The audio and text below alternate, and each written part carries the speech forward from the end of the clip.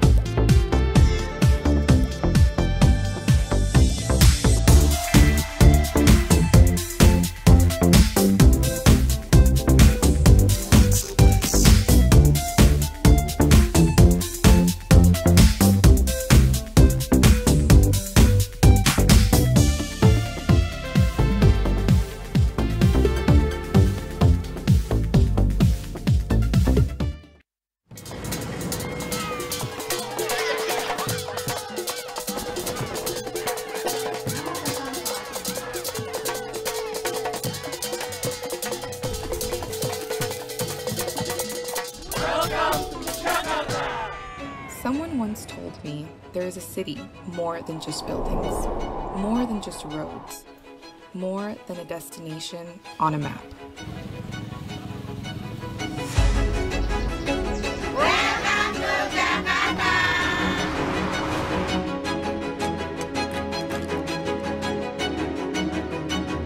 We look up at the stars dreaming, but what if what burns brightest is not what is up in the clouds, but what surrounds us?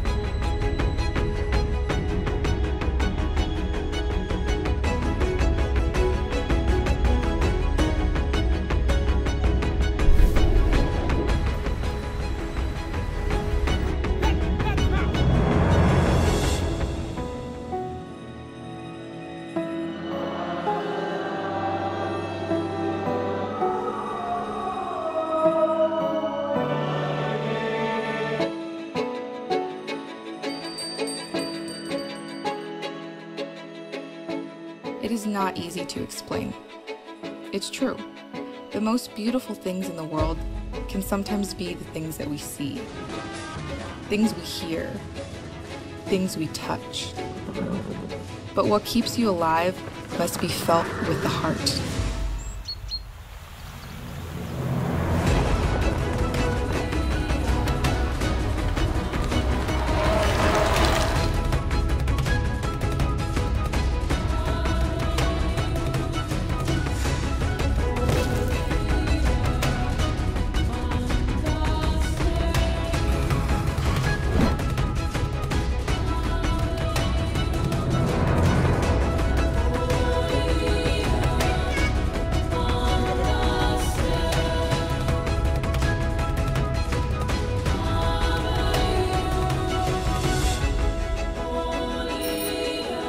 This is where I began my journey.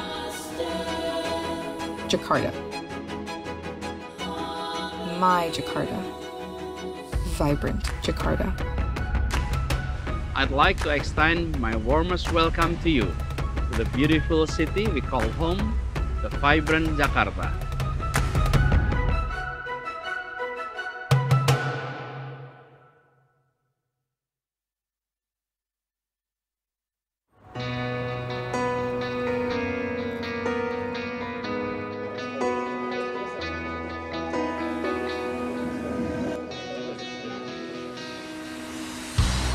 Tak pernah habis dunia sampai ke ujung batasnya.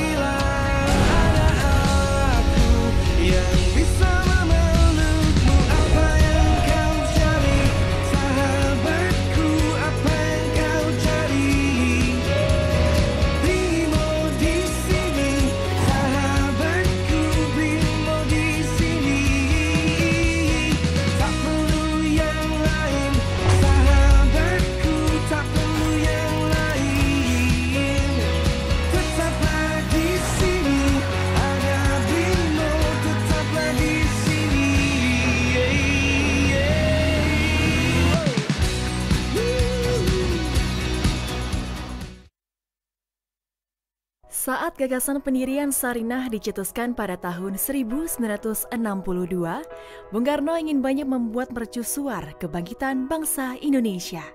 Sarinah adalah bentuk perwujudan dari kebangkitan ekonomi kerakyatan menuju modernisasi dan internasionalisme. Dari masa ke masa, Sarinah menjadi saksi dari perkembangan Indonesia. Sarinah melihat bagaimana masyarakat bertumbuh dan beradaptasi melalui segala tantangan yang hadir. Sarinah terus menjadi sentra aktivitas bagi masyarakat untuk memasarkan inovasi dan produk dalam negeri di jantung ibu kota. Transformasi Sarinah adalah sebuah momen yang dinanti-nantikan masyarakat Indonesia. Sebuah pusat perbelanjaan yang didesain untuk memberikan ruang bagi produk dalam negeri yang telah dikurasi.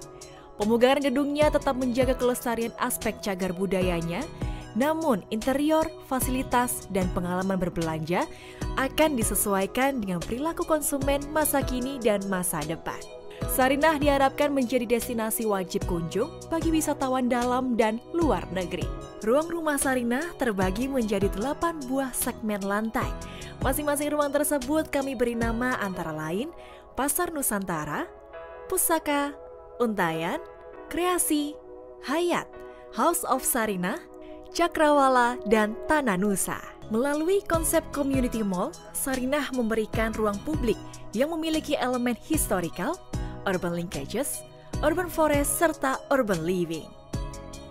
Kami ingin mengajak Anda untuk menjadi bagian dari semangat baru Sarinah. Semangat yang diwariskan oleh para pendiri bangsa untuk bisa menjadikan Indonesia menjadi salah satu sentral ekonomi dunia. Bersama, mari kita tunjukkan kekayaan karya Nusantara kepada dunia. Sarinah, Panggung Karya Indonesia.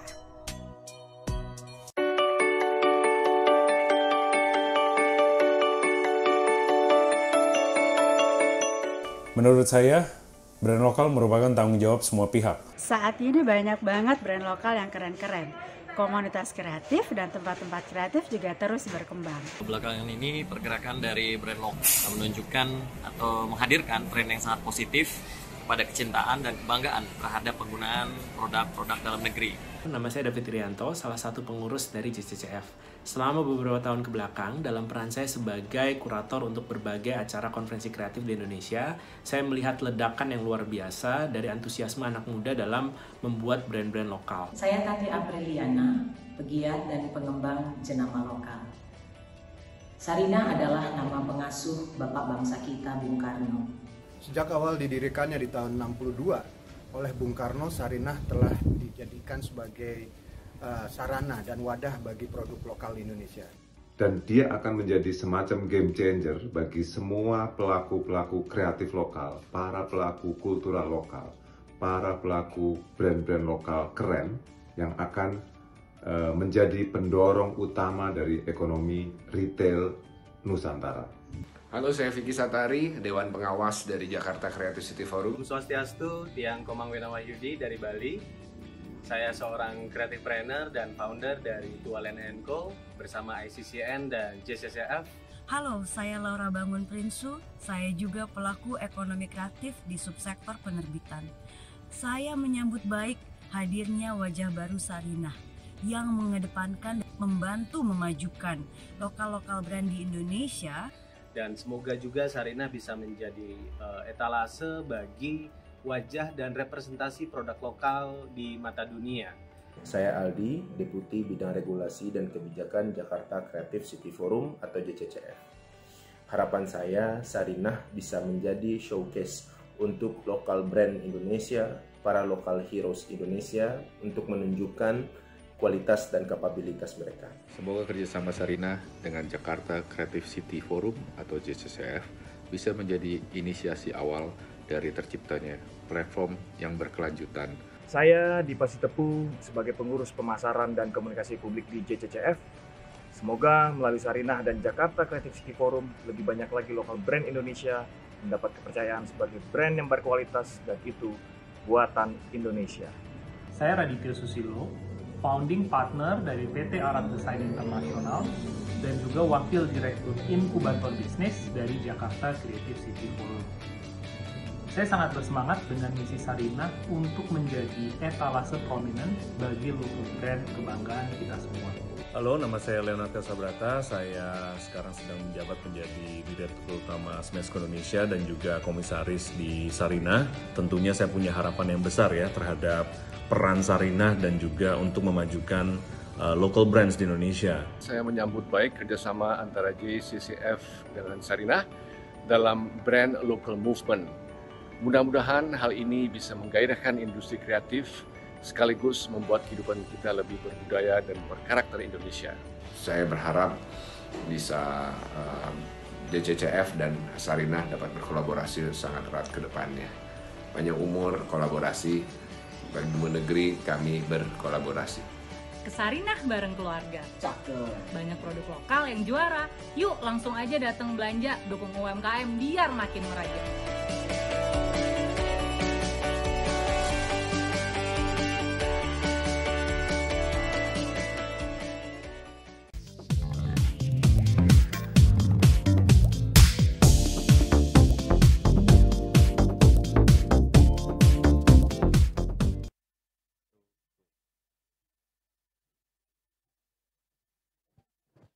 Halo, selamat datang di Sarinah Jakarta Content Week 2021, acara yang disponsori oleh Brimo dan Dinas Pariwisata dan Ekonomi Kreatif DKI Jakarta. Acara ini diselenggarakan oleh Yayasan 17.000 Pulau Imaji dan Frankfurter Buchmesse. Saya, Afi Purba, kali ini akan berbincang-bincang bersama Arto Biantoro dan Aidil Wicaksono dalam sesi Akademi, pentingnya branding di ranah digital dan konvensional. Membangun branding menjadi salah satu aspek penting tentunya yang perlu diperhatikan oleh UMKM dan para pelaku usaha. Apalagi di tengah persaingan pasar yang semakin ketat. Branding adalah proses dan strategi dari pelaku bisnis dalam menciptakan dan membentuk persepsi sebuah merek ataupun brand terhadap produk ataupun layanan jasa yang ditawarkan. Dengan strategi branding yang baik, konsumen dapat dengan mudah dan cepat mengingat merek atau brand yang ditawarkan dan membuat konsumen memiliki alasan yang kuat tentunya untuk memilih produk kita jika dibandingkan dengan produk kompetitor. Dan dengan strategi branding yang dijalankan secara konsisten bisa membuat pelanggan lebih setia pada produk ataupun jasa yang kita tawarkan. Perkembangan teknologi dan era digital pada saat ini memberikan kesempatan yang sangat luas dalam pemasaran produk. Tidak hanya secara konvensional, namun juga pemasaran melalui ranah digital. Karena itu, strategi branding pun perlu diperhatikan dan dipertimbangkan untuk ranah digital dan konvensional. Saya panggil narasumber pertama saya pada kesempatan kali ini ada Mas Aidil Wicaksono.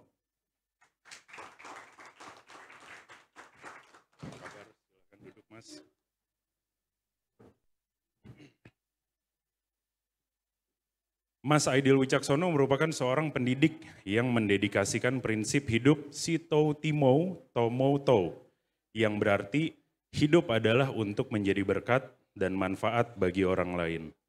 Saat ini Aidil Wicaksono aktif sebagai seorang dosen, public speaker, trainer di bidang personal development, khususnya untuk generasi X, Y, dan Z, yang bertujuan membuka mata setiap generasi agar mampu memberikan dampak positif dan menciptakan perubahan yang lebih baik bagi diri sendiri dan utamanya orang lain.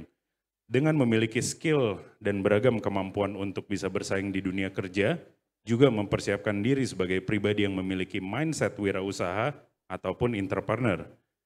Aidil Wicaksono juga merupakan seorang fasilitator untuk perkembangan bisnis dan strategi UMKM Indonesia melalui aktivitas dunia digital.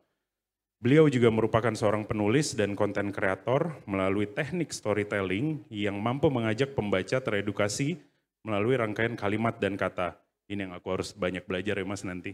Saat ini Mas Aidil Wicaksono menjabat sebagai Managing Director dari Kaizen Room yang merupakan sebuah lembaga pelatihan di bidang personal development service khususnya terkait bisnis, komunikasi, dan pengembangan diri untuk institusi pendidikan dan perusahaan. Mohon tepuk tangannya sekali lagi untuk Mas Aidil Wicaksono. Nah, aku masuk ke narasumber kedua kami di acara pada kesempatan kali ini yang akan bergabung melalui Zoom. Kita sapa dulu, ada Mas Arto Biantoro.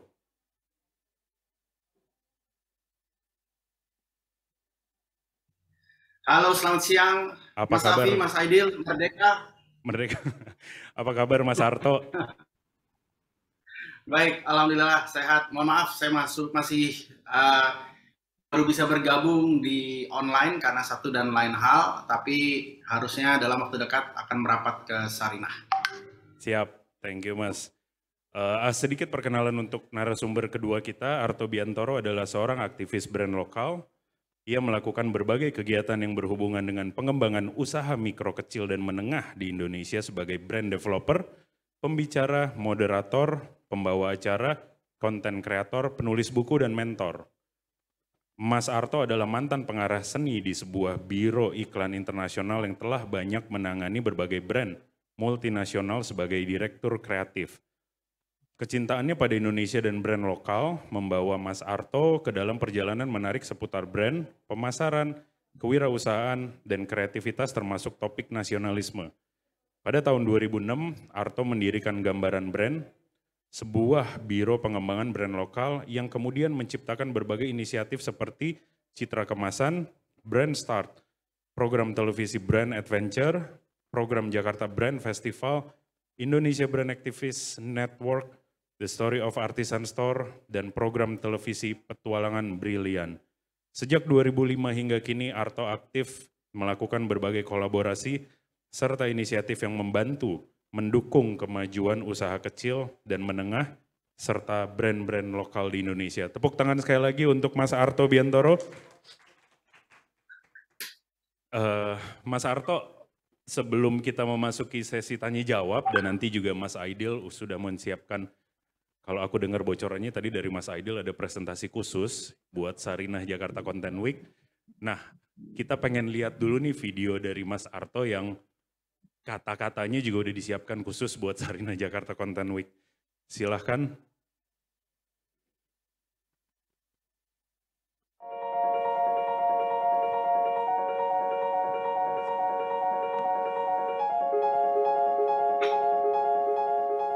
Saya Arto Biantoro.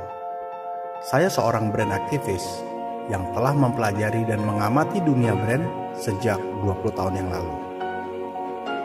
Brand sangat menarik bagi saya, mempelajari bagaimana sebuah produk atau jasa bisa mengubah persepsi kita dan membuat kita jatuh cinta kepadanya. Kamu boleh mimpi besar, tapi start small, ya, mulai dari kecil.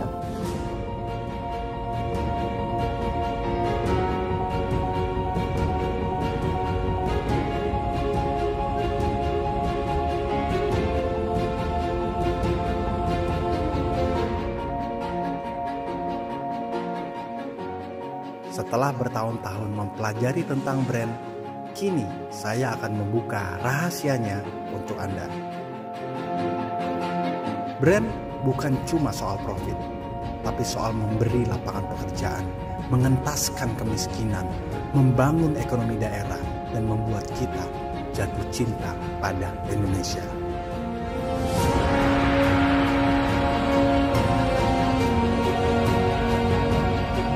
Jadi kalau yang saya lakukan ya apa yang menurut saya kapasitas saya, yaitu adalah saya sebagai pengusaha, yang bisa saya lakukan adalah memperbesar usaha saya dengan tujuan supaya saya bisa kayak Grab ataupun memberikan lapangan pekerjaan untuk lebih banyak orang lagi, khususnya warga disabilitas.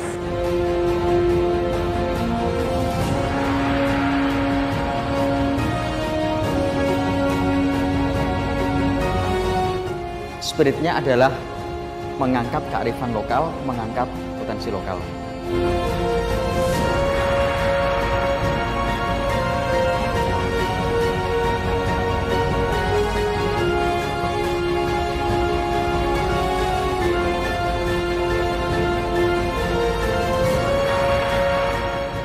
Research itu sangat penting, so kamu tahu siapa yang mau kamu tap in, market kamu siapa, segmentasinya bagaimana, itu nanti berkenaan sama branding, sama cara kamu mengkomunikasikan brand kamu.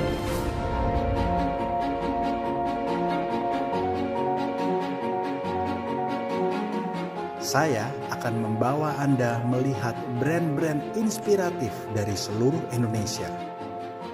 Inilah petualangan seru menguak rahasia brand siang dan malam di atas roda 2 untuk membuktikan bahwa brand lokal kita bisa.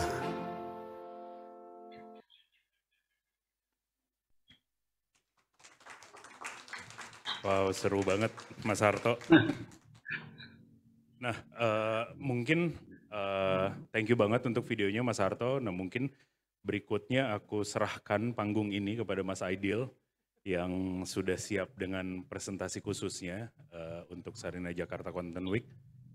Silahkan. Baik, Mas Sofi, terima kasih banyak atas kesempatannya. Mas Harto, izin juga untuk saya menyampaikan isi hati. Wah, ini isi hati dari kami bertiga sebenarnya. Sebelumnya terima kasih banyak atas kehadiran rekan-rekan sekalian dan terima kasih juga atas kesempatan untuk saya bisa berbagi di sini, untuk saya bisa sharing terkait hal yang beberapa tahun ini terdengar nyaring dan dianggap cukup penting pastinya dalam konteks untuk bersaing, dalam konteks juga untuk bisa bertahan, apalagi untuk rekan-rekan yang memang di industri kreatif, kalau lebih seperti itu. Karenanya topik atau bahkan judul spesial yang memang saya angkat dari paparan saya adalah terkait humanity branding. Tadi disampaikan dalam video Mas Harto bahwa ternyata brand itu adalah sebuah aktivitas. Brand itu adalah sesuatu yang ternyata bisa mengentaskan kemiskinan. Brand ternyata punya dampak yang sangat-sangat luar biasa. Tidak hanya untuk pemiliknya, namun juga lingkungannya. Nah, berbicara mengenai era yang akhirnya kita sudah bersahabat dengan masker ini kurang lebih 1,5 tahun, hampir 2 tahun. Sangat-sangat bersahabat, di beberapa kesempatan pun, ya sama kayak sekarang nih, saya juga berbicara menggunakan masker teman-teman sekalian, dan harapannya akan semakin membaik kondisi hingga akhirnya kita bisa menggunakan kostum dengan menyenangkan. Karena ini menjadi souvenir atau bahkan menjadi pelengkap pastinya, mau keluar rumah saat teman-teman semua mau beraktivitas dan lainnya. Nah, topik yang saya angkat terkait humanity branding ini juga nggak asal-asalan karena ternyata menurut riset customer kita itu terkadang dianggap sebagai seorang robot. Nah, ini yang memang ingin coba untuk saya lampirkan. Dari gambar di depan pun sudah bisa dilihat bahwa brand sebenarnya adalah dampak atau bahkan hasil yang dirasakan sama customer gitu ya, dari hati dan juga pikirannya. Kenapa mereka bisa merasakan itu atau bahkan kenapa mereka bisa menganggap brand kita ada, ternyata adalah dari apa yang coba untuk kita berikan, apa yang coba untuk kita lakukan. Mungkin boleh, oh iya di sini ada pointer, mohon maaf. Saya izin untuk langsung share aja.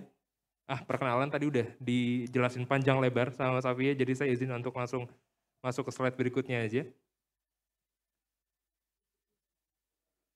Oke, nah ini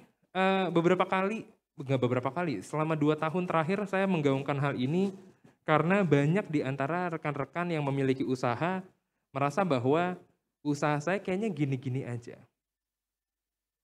Ini menjadi pro dan kontra juga pernyataan ini. Banyak yang, wah mas, tapi kan UKM A, UKM B, UKM C, dan sebagainya. Saya ingin bilang pertama bahwa apapun yang rekan-rekan semua lakukan saat ini, itu ternyata bukan hanya untuk dirinya sendiri. Yang tadi disampaikan juga oleh Mas Harto di video bahwa ternyata ada banyak pihak yang akhirnya terbantu. Mulai dari industri kreatifnya, mulai dari ekonomi lingkungannya, mulai dari lingkungan sosial, dan sebagainya. Di sini teman-teman UKM awalnya memang dituntut untuk bisa berpikir besar bahwa ternyata kita bisa kok, ternyata kita mampu kok untuk melakukan hal-hal yang bahkan awalnya nggak kepikiran sama teman-teman UKM. Kebanyakan ya udah yang jelas saya punya produk bisa dijual cukup. Tapi harapannya adalah orang-orang mau balik lagi. Rasanya akan sulit jika memang ternyata mimpinya tidak sebesar itu. Gimana sih cara nakar mimpi yang besar? Buat saya pribadi, cara nakernya adalah kitanya sendiri takut. Jujur. Buat teman-teman yang memang ternyata punya gambaran, punya bayangan, punya mimpi besar, punya harapan brand saya akan digunakan nanti di beberapa negara dan sebagainya, biasanya akan ada rasa deg-degan nih, ada rasa takutnya, ada rasa was-wasnya, tapi itu yang memang akan memicu kita untuk bisa terus bergerak. Tadi juga disampaikan bahwa mimpinya ayo besar. Kita mulai dari langkah terkecil terlebih dahulu. Ya, jadi dari sini saya izin untuk next lagi. Banyak dari kita yang memang juga berpikiran bahwa tadi brand itu logo, brand berbicara masalah tagline dan lain-lain. Tapi jika memang dirangkum, ada banyak hal yang bisa didapat dari kita memperkuat siapa kita. Memperkuat apa yang memang teman-teman semua punya gitu. Mulai dari recognition yang memang akhirnya datang, ada pengakuan, ada loyalty, dan sebagainya. Gimana sih caranya kok mereka mau pakai lagi, Bagaimana caranya mereka mau coba untuk merekomendasikan dan sebagainya. Feel itu yang coba untuk kita yang coba untuk kita miliki hingga akhirnya kita tularkan ke produk-produk kita dan tadi aktivitas kita. Wah Mas, saya bikin logo mahal banget. Tapi kayaknya nggak sebanding nih Mas dengan jualannya saya. Masih belum nyampe nih Mas. Mas saya tuh mikirin 7 hari 7 malam tentang tagline. Katanya kalau memang mau punya satu brand itu tagline-nya harus kece dan lain-lain. Didasari dari niat baiknya, tadi didasari dari mimpi luar biasanya, ternyata teman-teman semua bisa kok untuk melakukan beberapa macam hal. Nah nanti aktivitas UKM masa kini, cara brandingnya seperti apa nanti coba untuk saya lampirkan. Tapi ini sebenarnya hasil. Ini hasil. Jika memang ternyata teman-teman semua berhasil untuk bisa menciptakan atau bahkan bisa menghadirkan sebuah nama, sebuah brand, hingga akhirnya ada persepsi yang muncul, oke, jika memang saya ingin berbelanja brand lokal misalnya, ke Sarinah aja. Kan gitu ya nanti ya. Ini saya next dulu aja. Kalau memang mau ditanya ngomongin masalah teori, apa-apa aja yang perlu dicari, hal-hal ini sih. Mau dicari di buku manapun gitu ya, nanti juga mungkin bisa ditambah sama Mas Arto bahwa pertanyaan-pertanyaannya sebenarnya kembali ke diri sendiri, ke value-nya, ke timnya nanti. Kira-kira sebenarnya kita ini ingin dilihat, diakui sebagai apa? Dari sisi internal. Dari sisi eksternal, kita juga harus melihat bahwa customer-nya kita akan merasa apa sebenarnya. Customer kita akan dapat apa. Mereka ngerasa nyaman nggak, mereka ngerasa seneng nggak, dan lain-lain. Jadi berbicara masalah misinya, visinya, ngomongin masalah USP dan lain-lain, nanti akan coba untuk saya share gitu ya. Dan core message-nya itu apa? Mimpi-mimpinya itu apa? Tadi di belakang sempat ngobrol sama Mas Afi terkait Kaizen Room. Kaizen Room yang saya gaungkan dari tahun 2017 itu adalah mimpi di siang bolong, di mana harapannya gimana ya kita bisa nyiptain SDM berkualitas untuk tahun 2045. Gak ngerti itu gimana caranya. Beneran, saya gak ngerti gimana caranya. Tapi saya mau itu terjadi. Saya nggak ngerti gimana caranya, tapi saya mau itu terjadi. Dan ada repetisi pengulangan, ada coba hal-hal itu terus saya gaungkan hingga akhirnya nggak tahu semesta mungkin mendukung dengan adanya kolaborasi, adanya kerjasama, akhirnya menghadirkan tadi tuh dari visinya ada misi-misi yang memang perlu coba untuk diceklis satu persatu. Gitu. Nah makanya di awal di sini saya mau intro dulu bahwa kita punya banyak misi, tapi jangan lupa visinya itu juga perlu ada. Karena itu yang akan menjadi kalau buat saya goals-nya memang jangka panjang karena UKM atau bahkan berbisnis dalam hal ini itu maraton. Jadi tantangan kita adalah sepanjang perjalanan ini memang memiliki banyak bekal-bekal dan memang harus terus diperbarui.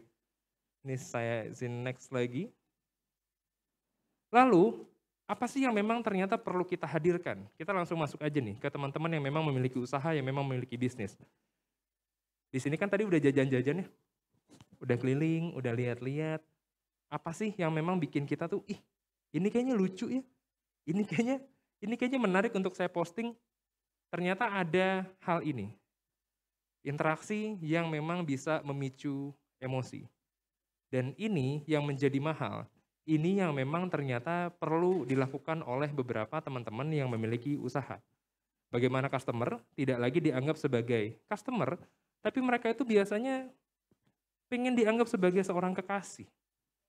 Kayak pacar, kayak pasangan, yang memang ingin dimengerti, bukan hanya disodori sesuatu aja, tapi mereka ingin dipahami, gimana sih kamu nge-treat saya, mulai dari tata bahasa yang digunakan, bagaimana cara transaksi, bagaimana ternyata ngomongin masalah packaging, bagaimana ternyata dia hingga akhirnya mudah merekomendasikan, tanpa dipaksa, tanpa diminta. Itu juga menjadi salah satu checklist tuh. Apakah brandnya berhasil untuk digaungkan, apakah brandnya berhasil untuk dimengerti adalah ketika kita pasti pernah punya satu produk yang dimana produk ini tidak terlalu mahal atau bahkan tidak murah dan lain sebagainya, tapi kita senang dapatnya. Senangnya macam-macam. Senangnya mulai dari mungkin ada diskon, atau bahkan senangnya mungkin karena packaging, senangnya bahkan mungkin karena customer service-nya. Wih, ternyata dia sapa saya sopan sekali.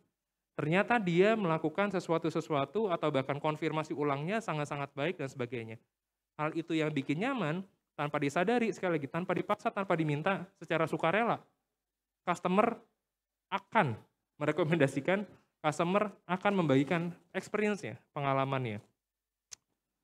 Bagaimana caranya menyajikan itu? Berbicara mengenai produk yang berupa jasa atau bahkan barang, teman-teman semua juga perlu tahu nih, bagaimana sih caranya tadi menggunakan interaksi yang memang menjalin emosi. Sajikan konten-konten, ngomongin masalah konten ya, sajikan konten-konten yang memang menunjukkan kegunaan atau bahkan kegiatan. Banyak dari kita fokus ke foto produk, good, bagus, nggak apa-apa, it's okay. Karena kalau ngomongin masalah konten nanti manjang lagi, ngomong konten pilar dan lain-lain. Tapi kegunaan dan kegiatan, ini yang akhirnya akan memperkuat tadi si brand atau bahkan bagaimana cara teman-teman semua mengkomunikasikan. Siapa kita, ingin diakui sebagai apa, ingin dimengerti sebagai apa, ingin dianggap sebagai apa. Misal dari produk, barang, atau bahkan kegiatan deh. Kegiatan ternyata saya punya laundry. Apakah yang saya fotoin mesinnya? Apakah tumpukan-tumpukan bajunya? Kan enggak ya. Tapi bagaimana caranya Mas Afi datang ke saya kasih laundry-nya, difoto senyum kita berdua dan lain-lain. Hal-hal itu ternyata menunjukkan, oh kayaknya seneng tuh laundry di situ, dianterin. Nah itu nanti ditambah lagi ada copywriting, ada content writing, dan lain-lain. Gitu. Tapi yang jelas, tunjukkan kegunaan dari produknya atau bahkan kegiatan yang memang teman-teman semua lakukan. Dan ini highlight khusus bagaimana ternyata teman-teman sekalian bisa di masa kini ya, di masa kini nih. Ini hasil riset beberapa tahun terakhir, bagaimana perlu punya identitas yang orisinil, punya ciri khas atau bahkan unique selling point-nya. Ini juga jadi pro dan kontra biasanya Mas Afi nih, yang nomor 3.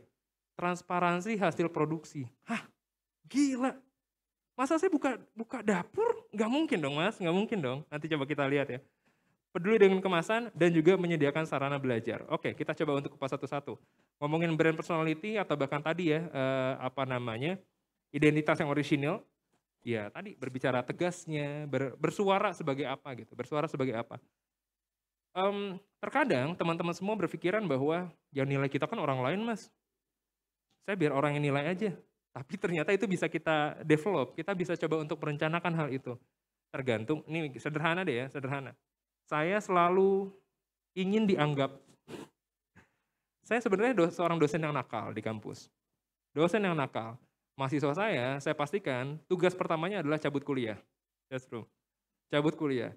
Dalam arti bukan untuk nggak kuliah sama sekali, tapi mencari pengalaman di luar sana. Dan di situ merupakan salah satu kegiatan yang ingin membuktikan, saya ingin bersuara bahwa kayaknya pengen deh, saya jadi dosen yang asik. Di mata mahasiswa ini seperti apa? Berhasil atau enggak, tergantung dari pakaian saya, tergantung dari tindakan saya, tergantung dari ucapan saya, dan lain-lain. Ditunjukkan atau enggak. Kurang lebih seperti itu untuk yang ini. Nah, ngomongin masalah ciri khas, tadi tata bahasa, ngomongin keunikan tersendiri dalam merespon, dalam transaksi, bagaimana konsistensinya kita dalam melakukan panggilan misalnya, atau bahkan ada email-email khusus yang masuk, dan sebagainya. Semakin kesini ternyata customer-nya semakin cepat. Selama 1,5 tahun terakhir kan cepat banget Mas, adaptasi digitalnya. Mereka sekarang sering buka email, oh iya ternyata saya ada promo nih di email, oh ternyata promo ini bisa didapat kalau pakai QR code dan lain-lain. Ada paksaan-paksaan yang akhirnya mereka juga ikut untuk terus belajar. Nah, ngomongin masalah transparansi produksi, customer tuh pengen tahu, nyata nggak sih? Beneran ada nggak sih kalian? Teman-teman UKM tuh beneran ada nggak sih? Bukan berarti ngasih tahu rumus dapurnya, tapi lagi-lagi tadi, kegiatan. Beneran ada yang datang nggak sih? Beneran ada yang konsul nggak sih? Beneran ternyata packingnya tuh banyak nggak sih? Jangan sampai ternyata, wah iya ini udah sold out, mohon maaf, tapi nggak kelihatan. Gitu loh.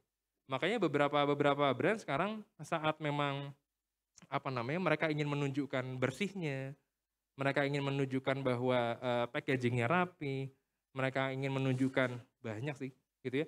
Ada dokumentasi foto atau bahkan video, nggak perlu sering-sering, atau bahkan punya, ini lagi-lagi ngomongin konten ya, ada konten hero namanya, nanti boleh di-search nih. Ada konten hero, hoop, dan hygiene, kita bikin yang hero aja cuma satu konten, di mana konten itu bisa menunjukkan aktivitas secara keseluruhan, oh ini loh, dari proses pembuatan hingga diterima sama customer itu seperti apa. Dan meyakinkan sekali untuk teman-teman, untuk kita pribadi ya, bayangin deh saat memang kita mau beli sebuah produk, kita kan udah semakin pintar ya. Saya dan Mas Afi ada di zaman-zaman Kaskus. Di zaman-zaman dulu saat memang belanja online, kita takut ketipu, barangnya hilang dan sebagainya. Sekarang lebih teredukasi. Kita bisa lihat rating, kita bisa lihat testimoni, dan lain-lain. Tapi sekali lagi jika memang ada hal-hal mendukung dokumentasi lainnya, ternyata itu akan lebih meyakinkan. Ngomongin masalah kemasan, itu juga pasti dari barang atau bahkan jasa, di mana teman-teman semua juga perlu tahu kemasan-kemasan seperti apa sih. Kemasan bukan hanya sekedar plastik ditempelin logo aja, enggak. Wah, ternyata banyak loh Mas, orang-orang sekarang yang memang peduli dengan kemasan yang ramah lingkungan. Tapi kan harganya mahal Mas. Kita lihat lagi nih, makanya tadi value apa yang mau digaungkan. Yang mau digaungkan seperti apa. Terkadang kita lawannya itu sebenarnya egonya kita sendiri. Pengen coba untuk mencari market yang, wah saya yang penting laris aja Mas. Oh ya udah, berarti nggak bisa nih. Pakai yang A, pakai yang B, opsinya berarti lain lagi. Mas, saya ingin dikenal sebagai sebuah brand makanan yang peduli juga sama lingkungan. Saya mau dilihat sebagai brand yang memang ternyata diakui bahwa, oh ternyata kalau gini, karena masyarakat sekarang, apalagi generasi Y deh, generasi Y, generasi Z, kita nggak ngomong generasi Alpha dulu karena masih bocil hitungannya. Mereka sangat-sangat suka untuk diajak berpartisipasi. Mereka sangat-sangat suka untuk dirangkul ke dalam sebuah kegiatan, sebuah activity. Kenapa? Oh, kalau saya beli ini, berarti saya ngebantu juga ya untuk bisa ngurangin polusi. Oh, kalau saya beli ini, ternyata saya juga A, B, C, D, E. Gitu loh. Rasa peduli itu ternyata mereka miliki. Mereka pengen banget untuk, saya bisa ngapain ya? Nggak tahu nih. Oh, kalau beli produk ini aja, bahkan tanpa diminta, tanpa dipaksa gitu loh. Mereka melakukan hal itu. Gitu. Jadi dari kemasan sepenting itu juga, dan sarana belajar. Tempat untuk edukasi, tempat untuk mereka nyobain dulu ya, dalam arti itu mereka dikasih experience dulu hingga akhirnya biarkan sosial media yang bekerja. Gitu. Makanya dalam hal ini teman-teman sekalian, tadi berani punya mimpi besar dulu, bukan hal yang nggak mungkin. Bukan hal yang nggak mungkin. Bagaimana kita mencapai hal-hal besar itu memang diperlukan langkah. Dan langkah itu memang harus cukup berani. Terus bagaimana menyampaikan di media sosial? Saya nggak bisa ngomong panjang lebar, silahkan dicek, silahkan dilihat bahwa media sosial saat ini bukan hanya coba nyari likes, bukan hanya nyari komen. Cerita. Cerita. Mas, saya nggak ngerti gimana ceritanya di belakang panggung nanti ya. Bagaimana prosesnya teman-teman semua bisa coba untuk menarik simpati. Bagaimana caranya relevan atau bahkan bagaimana cara kita juga menjadi empati dengan hal-hal yang terjadi saat ini. Bagaimana teman-teman semua bisa mengerti nih customer-nya siapa dan lain sebagainya. Tapi bercerita Jadi sekali lagi bukan hanya sekedar bagus-bagusan foto. Saya selalu bilang kalau ngomongin konten Mas Safi, video, foto, tulisan bagus itu konten. True. Tapi konten nggak melulu tentang foto, video, atau tulisan yang bagus. Gitu. Kadang kita ngomongin, wah ini kayaknya jelek deh, nggak usah diposting deh kayaknya deh. Aduh, coba lagi deh, dan lain-lain. Tapi quality itu ternyata akan datang seiring teman-teman semua, ya quality-nya setelah quantity sih. Dalam hal ini ya, dalam hal konten ini. Bagaimana terus bertumbuh, terus berkembang, hingga akhirnya kita bisa beradaptasi dengan semua yang terjadi. Saya storytelling. Tadi disampaikan oleh Mas Safi, saya tukang cerita, tukang nulis, dosen. Cuma nggak suka nulis penelitian, sukanya nulis konten. Jadi itu juga yang buat saya nakal di kampus. Jadi dalam hal ini saya bercerita melalui media sosialnya saya, dan yuk teman-teman UKM kita sama-sama ciptain peluang yang luar biasa di ruang digital, atau bahkan yang konvensional dengan tadi aktivitas di konvensionalnya kita tuangkan itu di ruang digital. Jangan sampai ternyata berpikiran malah, dengan ada digital kayaknya akan membunuh yang konvensional. Nggak sama sekali. Nggak sama sekali. Kolaborasi dari dua area, dari dua dunia ini ternyata perlu kita optimalkan. Dan ya, PR utamanya sebenarnya profesi kita ya, termasuk saya, Mas Arto, Mas Safi, ternyata satu. Semua kita sama tahu, profesinya satu. Apa namanya?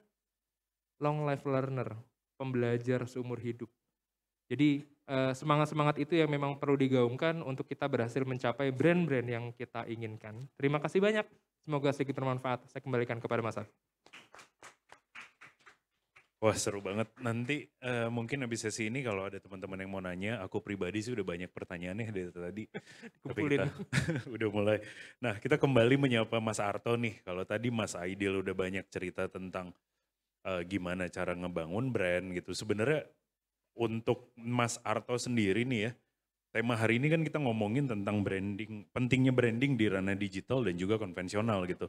Yang tadi Mas Aidil udah ceritain banyak ke kita gitu, kalau sebenarnya itu konvensional marketing juga nggak mati seutuhnya gitu ya, cuman memang lebih banyak di digital gitu.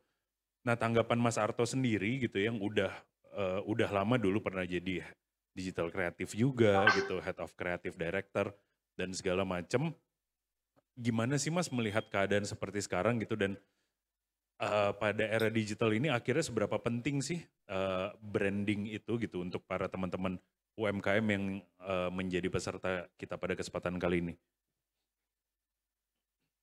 Ya, terima kasih Mas Afi, Mas Aidil. Kita punya filosofi yang sama ternyata, bahwa brand harus berdampak, harus punya makna, harus menjadi berkah bagi banyak orang. Dan jujur ini sebenarnya satu selebrasi. Kita melihat 10 tahun terakhir teknologi diciptakan sebenarnya untuk berpihak kepada yang kecil, kepada UMKM. Kalau kita mau sebut dalam ranah industri kita, mau UMKM mungkin ya. Tahun 2006 saya memulai di jalan yang sunyi sekali. Sudah ada Google, tapi Instagram, social media belum ada, kemudian e-commerce belum ada, co-working space nggak ada, ekosistemnya nggak ada. Tahun 2010 kelahiran Instagram pertama di bulan Juli, itu diikuti dengan kelahiran begitu banyak teknologi-teknologi yang lain. Mulai hari ini kita berkomunikasi dengan Zoom misalnya, membuat dunia menjadi semakin flat, semakin rata. Kita bisa bicara dengan teman-teman dari Jerman, dari Rusia, di waktu yang sama dengan teknologi yang seperti ini, yang dulu katakanlah baru 15 tahun yang lalu kita belum bisa merasakannya. Jadi saya justru melihat ini adalah awal dari sebuah gerakan yang sangat kuat, khususnya ke dalam keberpihakan kepada brand-brand lokal. Dulu mungkin pemerintah sangat ingin membantu brand-brand lokal, tapi konteks teknologinya, momennya, waktunya belum pas, karena banyak sekali hal-hal yang harus disiapkan. Nah, sejak 2010 kita melihat bagaimana teknologi tumbuh begitu cepatnya dan berpihak kepada yang kecil dan lemah. Dan saya melihat ini justru adalah momentum yang kita harus jaga. Tadi Mas Aidil katakan juga benar sekali, bahwa kita sekarang melihat brand bukan lagi cuma sekedar tools untuk kita menciptakan bisnis atau kita kemudian menjalankan usaha kita, tapi kita melihat brand adalah sebuah sebuah daya dorong yang sangat kuat sekali.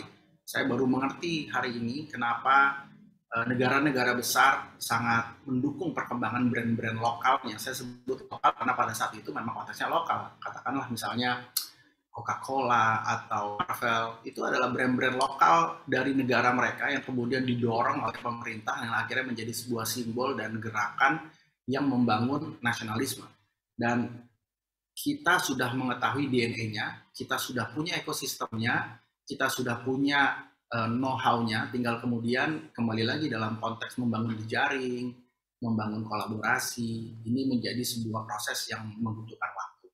Nah, tapi apa yang dilakukan oleh brand-brand besar 10 tahun yang lalu, kini juga sudah bisa dilakukan oleh brand-brand kecil seperti kita dan membangun brand dengan kekuatan mereka dalam kurun waktu yang lebih pendek, katakanlah 20 tahun misalnya. Tapi tetap proses 20 tahun itu adalah proses yang lama. Artinya, momentum ini harus terus dijaga, kehadiran kita semua di sini sebagai penggerak, inisiator, sosok-sosok yang memang peduli kepada pengembangan brand lokal memang terus harus dijaga dan berharap memang ini menjadi sebuah continuation yang sangat-sangat baik buat kita semua. Jadi saya rasa ini Mas Hafi, kita bicara sebuah titik pijak ya, titik pijak atau batu loncatan yang sangat kuat buat brand-brand kita 10-20 tahun yang akan datang. Thank you Mas Harto, aku setuju banget sih. Maksudnya memang di titik kali ini semuanya tuh teknologi udah begitu siapnya gitu ya. Infrastrukturnya sudah sangat siap dari sisi sosial media, kemajuan informasi dan mudahnya kita semua dapat informasi sebenarnya. Jadi merupakan ini waktu-waktu apa ya, zaman kemasan lah sebenarnya bagi para penggiat lokal UMKM, kalau aku bisa simpulkan seperti itu. Nah, aku mau coba tarik mundur sedikit gitu ya. Ini ketika kita berbicara mengenai bisnis skala kecil gitu ya, atau UMKM, kecil menengah gitu ya. Tadi aku sangat tertarik sama apa yang disampaikan Mas Aidil gitu. Yang aku pun sebenarnya sempat ngalamin itu beberapa tahun ke belakang gitu ya sebagai pelaku UMKM. Satu kalimat yang tadi seru banget atau aku tertarik sama Mas Aidil yaitu branding aja mahal gitu. Gue bikin logo aja mahal gitu. Nah ini kan apa ya, kalau aku bisa lihat mungkin nggak semuanya tapi sebagian besar para UMKM, pelaku UMKM inilah ya, apalagi yang baru memulai akan memfokuskan diri mereka atau bisnis mereka pada produk gitu kan kurang lebih. Nah akhirnya terbentur dengan kasus-kasus yang let's say gue belum mulai jualan, ini masih di tahap fase awal, mau bikin logo. Bahkan aku dengar cerita kemarin di Sarinah Jakten di bulan November gitu ya dari salah satu agensi. Mereka aja bilang, gue sampai ngabisin waktu seminggu. Pertama kita bikin perusahaan cuman bikin template buat invoice gitu, yang akhirnya kita sendiri tuh sampai ketawa-ketawa, ini kenapa kita ngabisin waktu banyak banget sih. Nah gimana sih Mas akhirnya apa ya perannya branding ini yang kita tahu banyak apa ya skeptisnya orang-orang gitu terhadap branding khususnya gitu, kayak logo sesimpel itu kok jadi mahal ya, belum lagi nanti mungkin aku butuh social media strategis atau planner atau dan yang lainnya gitu yang cost-nya jadi sangat apa ya, sangat fantastis gitu, padahal skala bisnisnya katakanlah baru memulai gitu. Gimana sih Mas untuk menanggapi itu gitu, khususnya ya kalau aku bisa bilang curhatan para pelaku UMKM lah Mas Aidil. Terima kasih banyak atas curhatnya Mas Hafi. Semakin kenyang saya menerima curhat-curhat ini. Iya betul. Itu yang dirasakan oleh banyak teman-teman juga. Bahkan yang masa kini, tadi kita lihat bahwa ini memang terhitung mudah. Terhitung mudah karena platformnya banyak sekali. Bagaimana ternyata kemudahan kita untuk menjalin relasi atau bahkan untuk memperluas daya pemasaran kita melalui platform-platform digital. Dulu, makanya tadi saya ajak teman-teman semua naik mesin waktu 1 dekade lalu.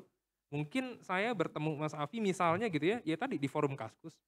Ya cuma dari situ aja gitu, belum ada Instagram yang hype seperti sekarang atau bahkan TikTok dan lain sebagainya mungkin nanti. Tapi berbicara mengenai bagaimana sih awal mulai dan lala-lili, terus brand harus ada apa. Beberapa minggu lalu sempat meeting juga dengan salah satu rekan dari kementerian. Di situ saya juga tertampar bahwa kita kadang lupa dengan kapasitas diri. Maksudnya gini, bukan berarti ternyata teman-teman semua, oh iya saya cuma begini doang. Enggak. Tapi di mana teman-teman semua perlu tahu tuh, tadi 3 kata kunci terakhir, kolaborasi, itu udah bukan opsi. Kolaborasi itu sudah bukan opsi. Keberanian kita untuk discover, keberanian kita juga untuk adventure, kita coba untuk berpetualang, memang susah. Susah dalam arti, karena berkolaborasi ini teman-teman semua kan menciptakan nilai baru ya, atau value creation. Bukan hanya dari sisi materi aja, wah kalau saya kasih ini, nanti saya dapat apa, gitu. Yang saya pelajari dari dulu untuk kita menjalin relasi pertama kali adalah apa yang memang bisa kita bantu. Pertama itu, buat saya ya kuncinya ya, gimana sih caranya kita membuka pintu relasi ke banyak tempat, ternyata kita memang mau hadir dulu. Jangan sampai ternyata ada niatan-niatan lain-lain dulu, kita hadir dulu, hingga akhirnya sama kayak PDKT-an, kalau lagi kopi darat ketemu, keinginan kita kalau memang pasangannya cocok, gimana ya kita bikin dia mau ketemu lagi, gitu. Sama kurang lebih konsepnya. Setelah di situ, akhirnya kita coba untuk mengenal lingkungan kita. Ada nggak sih yang memang bisa ditutupin dari lemahnya atau bahkan kurangnya saya? Ada hal-hal apa sih yang memang saya nggak punya dan lain-lain. Gitu. Banyak yang memang masih stuck karena ngerasa kayaknya saya terus-terusan bisa jadi CEO deh. Chief Everything Officer maksudnya. Tadi bikin logo sendiri, ngurus invoice sendiri, packing-packing barang sendiri, ngirim-ngirim barang sendiri, jadi admin sendiri dan sebagainya. Tapi kita makanya tadi di awal kalimatnya adalah kita berpikirnya juga harus besar. UMKM yang memang ternyata tidak hanya sekedar UMKM aja, tapi mau untuk menjadi sebuah enterprise nanti ke depan dan lain-lain. Dan buat tadi di awal, mulai dari apa yang memang teman-teman semua bisa lakukan, jika memang ada kendala, kita coba untuk rekrut atau bahkan cari nih rekan-rekanan lain, atau bahkan, tapi bukan berarti teman-teman semua berhenti untuk learningnya ya, kan tadi ada proses belajar yang nggak berhenti juga. Sama sebenarnya bagaimana caranya teman-teman semua juga membuka peluang itu, membuka peluang bahwa saya nggak sendirian. Ini memang akan ke next step-nya lagi, ada scale up-nya lagi dan lain-lain. Soalnya jika memang nanti dalam bisnis, aset pertama yang memang dimiliki, kalau memang ngomong aset ini pasti kepikirannya gedung ya kan, mobil, wah kamera ada berapa banyak enggak. Aset pertama yang memang perlu dimiliki sama UMKM sejatinya nama dan logo. Bukan hanya sekedar punya, tapi dilegalkan. Hingga akhirnya teman-teman semua juga akan berpikiran panjang, kalau ketemu Mas Koko ya, beliau itu kan selalu nyampein, yuk teman-teman UKM sekarang fokusnya atau bahkan pikiran panjang dong untuk brandnya bisa jadi IP atau bahkan intellectual property. Kedepannya sih nanti seperti itu. Cuma diawali dari logo dan nama yang memang bisa kita kreasikan sedemikian rupa dan kita buka peluang untuk kerjasama dengan teman-teman yang lain. Itu sih mungkin Mas Arfi. Thank you Mas Aidil. Jadi memang salah satu hal yang kita bisa lakukan, apalagi mungkin beberapa tahun ke belakang ini memang kolaborasi itu sangat jadi salah satu hal yang kita bisa lakukan bersama-sama lah ya bagi para UMKM dan pihak-pihak lainnya.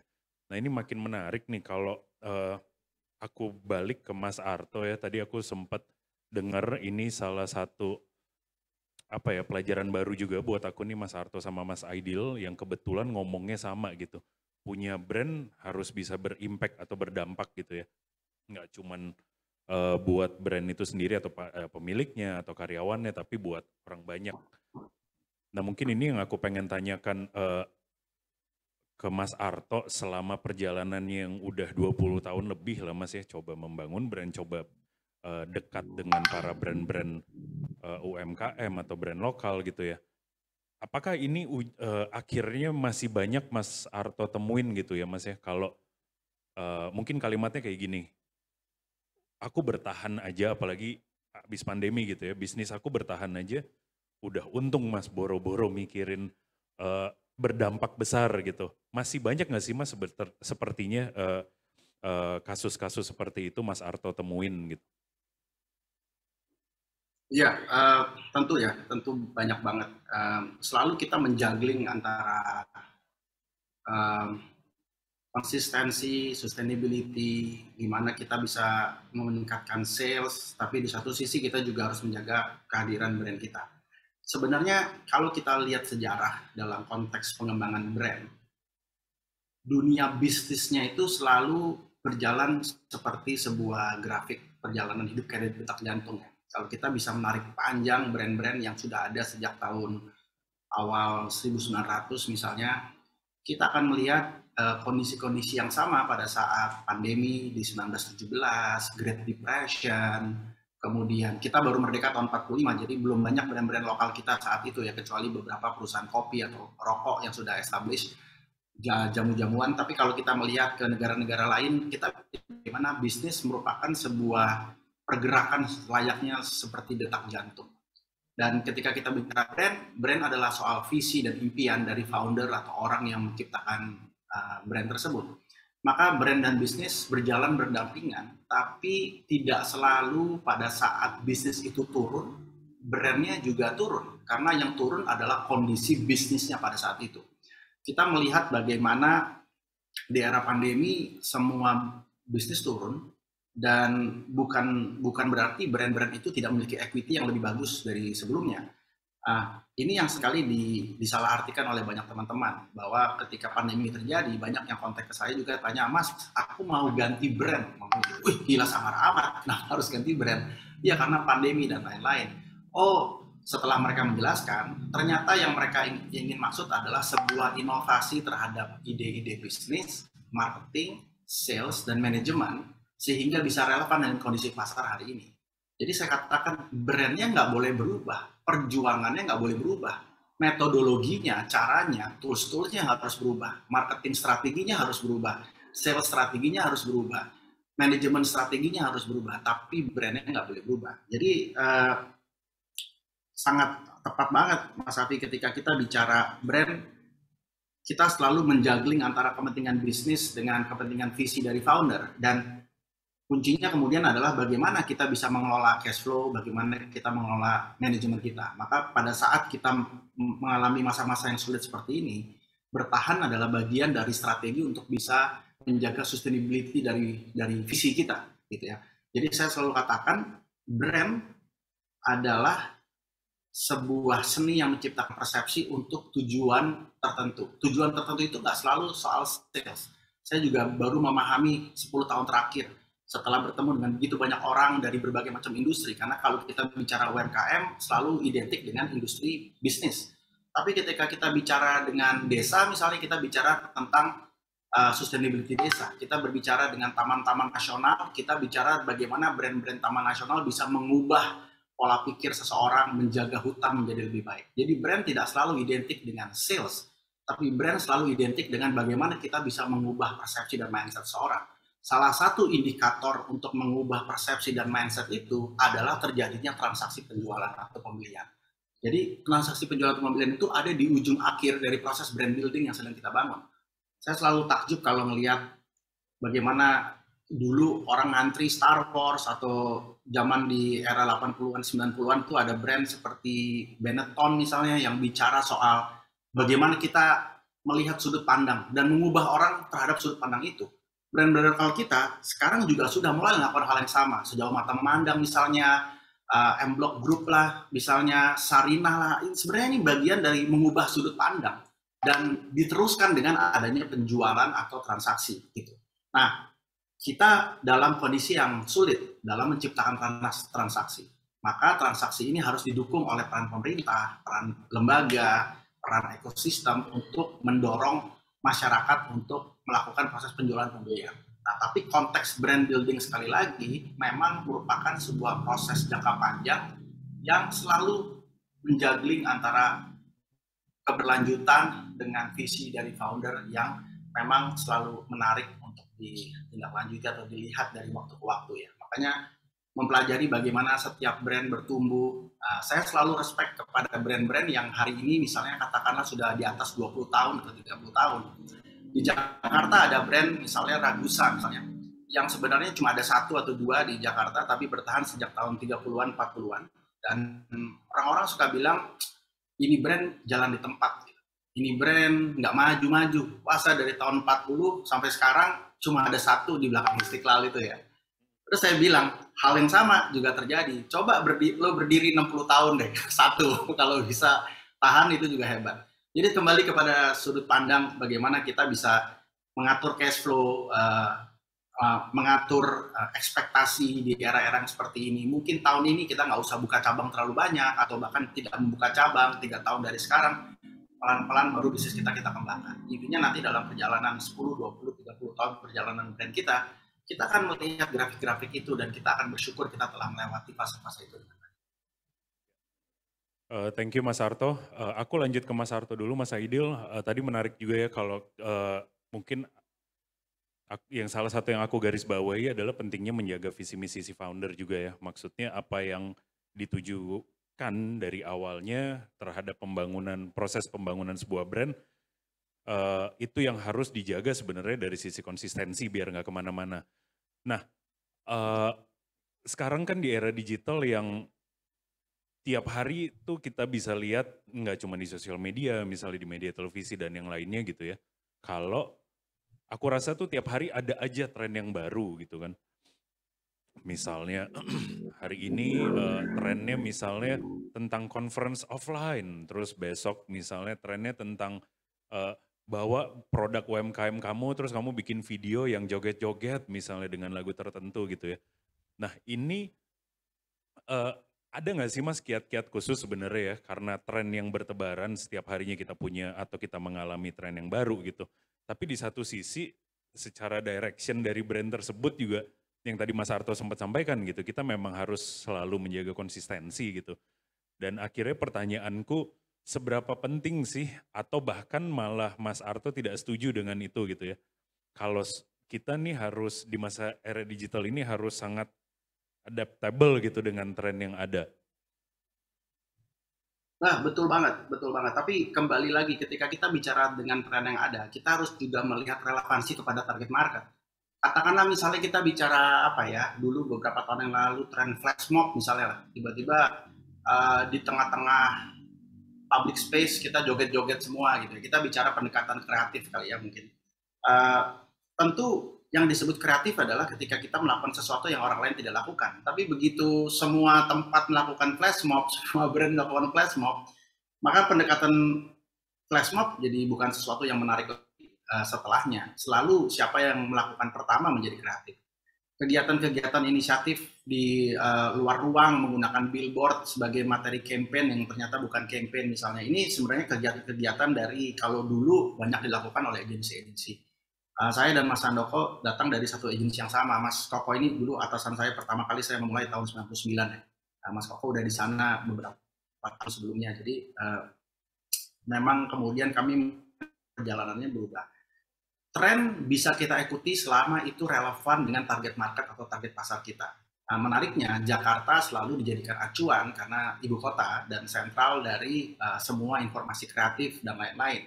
Tapi kalau kita keliling daerah, kita juga menyadari bahwa banyak sekali kearifan-kearifan lokal, kreativitas-kreativitas lokal yang bisa jadi kita anggap aneh di Jakarta, justru menarik di kota-kota lain. Nah, ini yang kemudian harusnya bisa oleh teman-teman penggiat brand lokal untuk tidak selalu mengacu kepada Jakarta sebagai sebuah role model. Karena pada saat di Jakarta dilakukan, pada saat itu kemudian dilakukan di kota mereka, bisa jadi 2-3 bulan kemudian. Nah, ini yang saya rasa kita harus bisa menemukan tren-tren lokal dengan mempelajari referensi-referensi yang ada, baik dari Jakarta maupun lewat sosial media, lewat Pinterest, lewat YouTube, dan lewat jejaring yang mungkin ada di luar sana.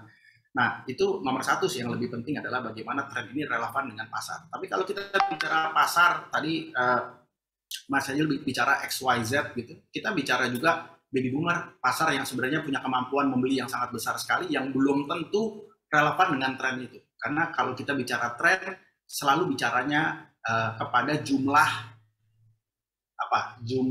pasar yang besar, yaitu generasi X dan Y misalnya ya, sehingga kita bisa menyebut itu sebagai tren karena X dan Y.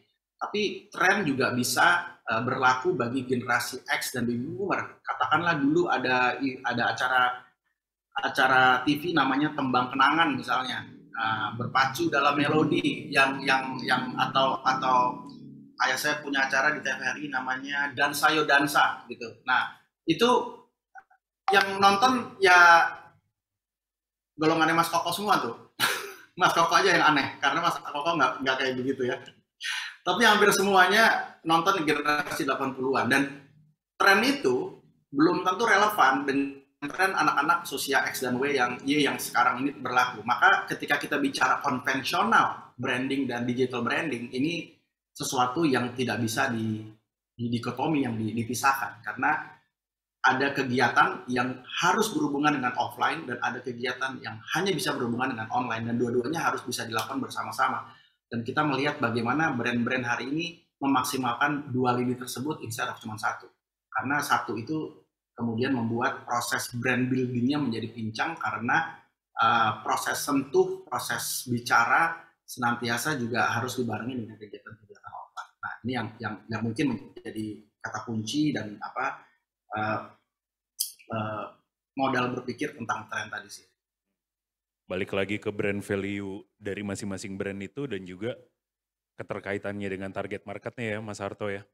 Jadi nggak harus selalu ngikutin tren, tapi ya balik lagi, lihat lagi value dari brand kita apa, dan juga tentunya relevan nggak sih akhirnya gitu ke target market kita kan. Nah, betul. Aku pindah lagi nih ke Mas Aidil nih ya. Tadi sempat Mas Aidil ngasihin kita cerita sedikit tentang Kaizen Room gitu ya. Nah ngomongin kita nge-build sebuah brand gitu kan. Nggak melulu tentang brandnya tapi tentang orang-orang yang menjalankan bisnis tersebut lah atau brand tersebut gitu. Nah kalau menurut Mas Aidil sendiri gitu ya, yang bekerja sebagai pengajar juga, seberapa penting sih artinya para pelaku atau para pemilik brand butuh untuk mendevelop baik diri mereka sendiri ataupun pegawai-pegawainya sebenarnya. Karena to be honest kan yang ngejalanin day to day-nya atau daily-nya kan sebenarnya para karyawan ini kan atau para tim gitu lah aku sebutnya gitu di dalam sebuah brand. Nah kalau menurut Mas Aidil sendiri seberapa penting sih untuk kita mendevelop tim kita di balik brand itu sendiri? Baik, Mas Safi, terima kasih banyak. Tadi sebenarnya ada satu kata kunci yang memang perlu juga kita pegang teguh dari Mas Harto, bahwa brand ini sebuah cita-cita dan goals dari brand sebenarnya adalah sustainability. Itu menarik sekali. Bagaimana untuk terus bisa hidup hingga akhirnya bisa berdampak. Kalau tadi pertanyaannya adalah apakah atau bagaimana caranya kita mendevelop tim ini agar selaras, agar memang bisa satu arah, agar memang bisa satu visi dan sebagainya.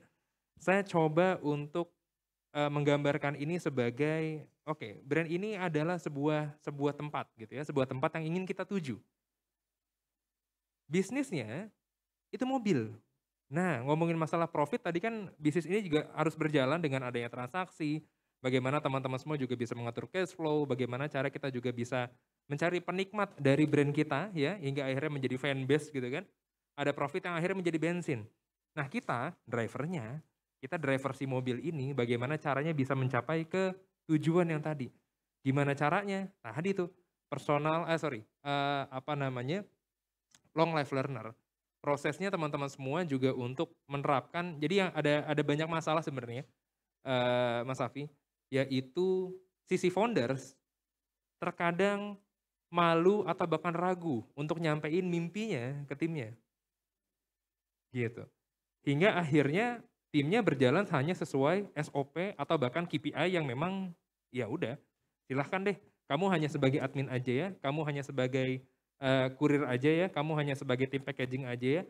Ternyata mereka memang harus diajak untuk melihat gambaran besar yang ingin kita capai.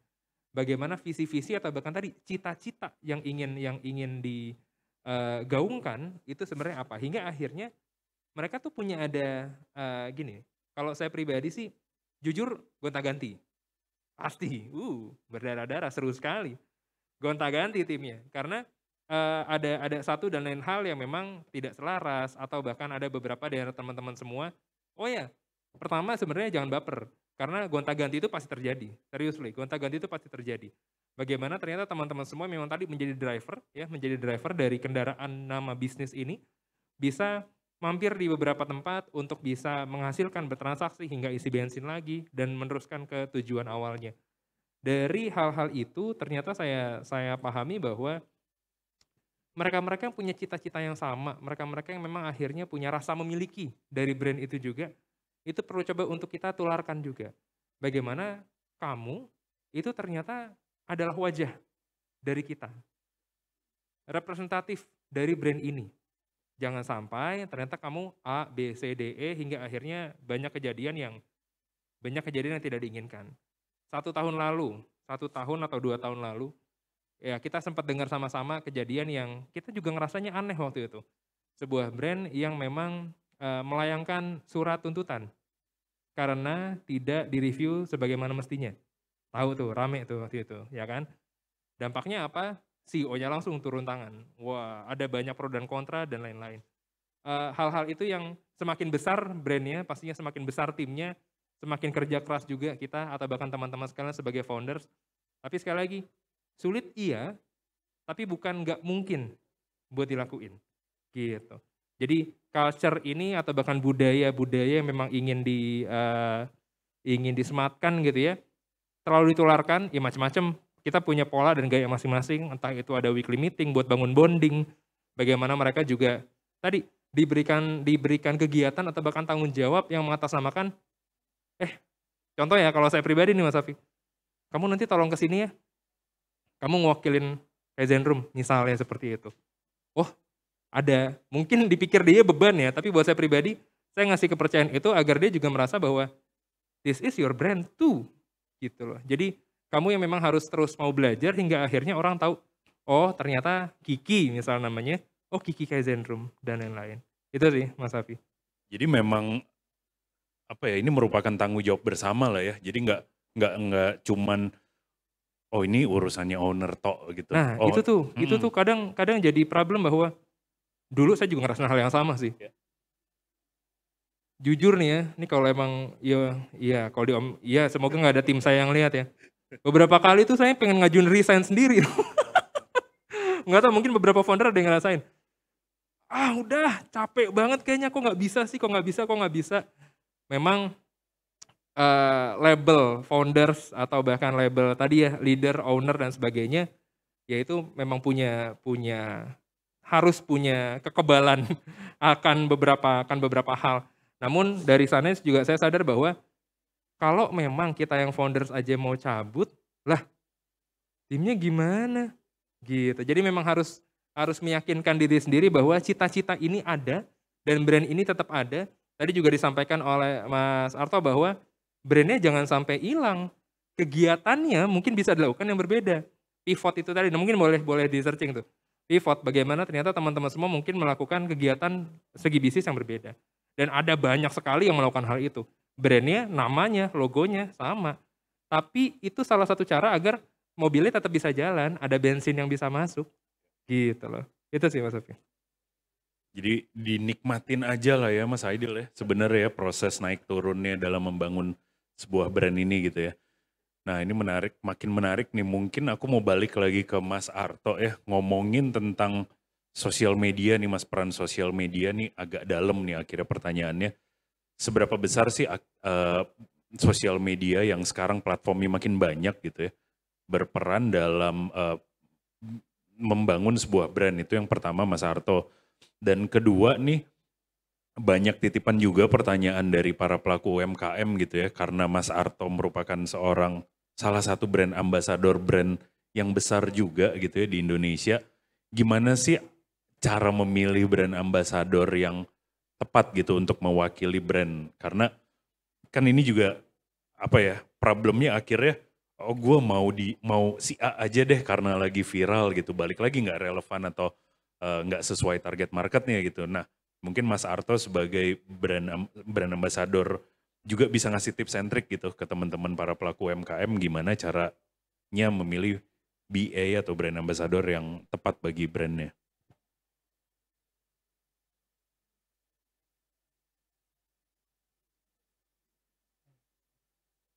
Masih mute Mas Arto. Kita bahas yang brand ambassador dulu ya, karena masih fresh keinget, dan kebetulan itu brand yang sama yang disebut oleh Mas Aidil ya. Jadi yang menarik dengan brand ini adalah saya melihat pendekatannya ternyata sangat-sangat apa ya, visioner. Jadi yang saya suka dengan brand ini adalah ketika mereka memilih brand ambassador, mereka melihat kriteria itu adalah tipe sosok-sosok yang walk the talk. Walk the talk itu artinya bukan dibayar untuk melakukan sesuatu yang brand inginkan, tapi memang sudah melakukan apa yang brand inginkan karena bagian dari pekerjaan atau visi orang tersebut. Nah, di brand ini nggak boleh sebut namanya. Di brand ini ada sekitar 20-an brand ambassador yang memang hadir karena kami adalah orang-orang yang walk the talk di dalam bidang kami masing-masing. Jadi tentu saja ada penggiat mountaineering, ada satu keluarga yang kerjanya naik keluar masuk Taman Nasional, ada fotografer, yang benar-benar selebriti, mungkin artis gitu ya, mungkin 2 atau 3 orang, tapi sisanya semua adalah sosok-sosok yang memang hidup berdasarkan value yang sama dengan brand tersebut.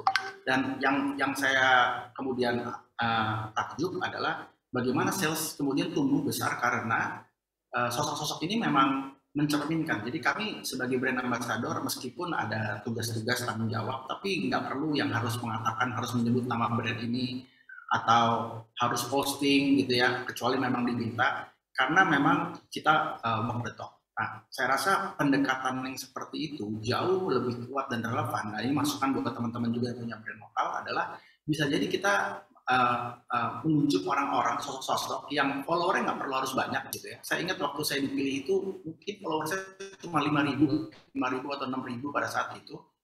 Tapi saya walk the talk dengan apa yang saya bangun, saya katakan yaitu brand-brand lokal harus tangguh, brand-brand lokal itu dan lain-lain. Sehingga kemudian itu menjadi sebuah bukti dari apa yang harus saya lakukan. Dan brand-brand lokal juga bisa melakukan hal yang sama, adalah menemukan visi misinya. Tadi kalau Mas Aidil bilang, ya mimpinya harus tahu apa yang mau disampaikan, pesannya apa. Lalu carilah sosok-sosok itu yang kemudian menjadi kepanjangan dari apa yang ingin kita sampaikan, tanpa harus memperdulikan justru follower. Karena bagi saya, follower yang sedikit justru memberikan ruang agar interaksi kita dengan follower kita jadi lebih sering. Brand-brand yang punya ratusan ribu atau jutaan follower tentu memiliki respon atau engagement rate yang lebih kecil dibandingkan kalau kita punya 3.000 follower misalnya. Jadi dengan 3.000 follower, biasanya engagement rate-nya tuh bisa di atas 10, 20, 30%. Karena teman-teman dekat, saya punya keponakan, followernya cuma 2.000, tapi teman-teman SMA-nya semua, engagement rate-nya mungkin bisa di atas 50%. Karena mereka itu sama seperti WA, mereka ngobrol bareng sehingga engagement-nya besar. Nah, sosok-sosok seperti itu menurut saya jauh lebih relevan, lebih ekonomis dalam pendekatan bisnisnya, tapi di satu sisi bisa membantu brand-brand kita untuk bisa lebih dikenal lebih banyak orang, dan tidak selalu harus hubungannya dengan uang, tapi juga bisa dengan support produk, barter, dan ini yang menurut saya memberikan napas bagi banyak brand-brand lokal untuk melihat pendekatan KOL atau menggunakan brand ambassador bukan hanya selalu soal rupiah, tapi juga bisa bagaimana kita melakukan barter, marketing, dan lain-lain sehingga terekspos lebih baik. Nah, yang kedua, social media ya. Jujur sebenarnya social media itu hari ini dengan apa yang sudah disampaikan membuat ruang komunikasi menjadi sangat berisik sekali. Kita bisa katakan sangat berisik karena di setiap kesempatan kita buka social media, kita akan melihat sponsor, promo, dan macam-macam. Harus diakui brand kita tumbuh sangat pesat dalam 10 tahun terakhir. Jumlah pendaftaran merek itu sebelum tahun 2019 udah hampir 100 ribuan per tahun. Dan proses brand building jadi nggak lebih mudah dari sebelumnya sebenarnya. Kalau kita harus akui, kehadiran teknologi membuat orang, forum-forum seperti ini membuat lebih banyak orang untuk mengerti tentang brand. Dan akhirnya membuat UMKM sadar brand. Dulu, konsep branding hanya dikuasai oleh korporasi-korporasi besar yang mengurus sebagai pendekatan bisnis mereka. Tapi hari ini brand bisa ditarik sampai ke ranah desa, sampai ke ranah dusun, masyarakat, Karang Taruna sudah mengerti bagaimana menciptakan brand. Sehingga konteks persaingannya menjadi sangat sulit sekali, atau kalau kita bicara kompetisi, maka di luar sana sudah begitu banyak pemain-pemain lain. Kolaborasi menjadi salah satu sudut pandang, tapi tidak semua orang melihat kolaborasi sebagai kolaborasi, tapi tetap sebagai bagian dari kompetisi untuk memenangkan persaingan. So, sudut pandang ini yang memang pelan-pelan harus diubah, dan proses perubahan inilah salah satunya digerakkan oleh brand. Kami di Brand Adventure, saya punya satu tayangan konten tentang narasi tentang brand-brand yang kemudian diikuti oleh banyak teman dari berbagai daerah di seluruh Indonesia. Kami namanya Brand Adventure, tapi kemudian di Jogja kami punya Brand Hunter, kami punya Brand Insight di Solo, kita ada nge-brand di Tasikmalaya, kita ada beranda brand di Surabaya. Banyak sekali daerah-daerah brand story di Cilacap yang akhirnya membuat konten-konten serupa yang justru bagi kami ini sebuah sudut yang bergerak bersama untuk membangun narasi tentang brand-brand lokal. Jadi daripada kita melihat itu sebagai kompetitor, saya mencoba untuk menggandeng sahabat-sahabat ini, dan akhirnya kita menjadi satu komunitas yang disebut Indonesia Brand Activist Network.